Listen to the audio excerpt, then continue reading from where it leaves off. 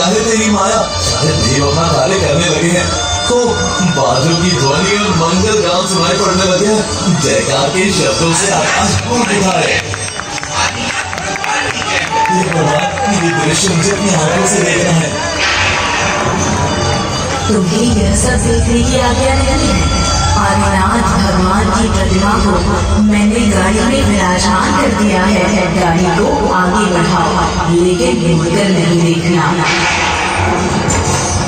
गाड़ी चल तो रही है, पर इतनी हल्की क्यों? हे प्रभु, ये क्या आपकी लीला है? मेरा मन देखने को पागल सा हो रहा है। व्यापारी जी, पीछे नहीं देखना है। कैसे रोकूं मन को? अपने आप को मैं रोक ही नहीं पा रहा हूँ। मेरी इस लीला को देखने मन तरस रहा है।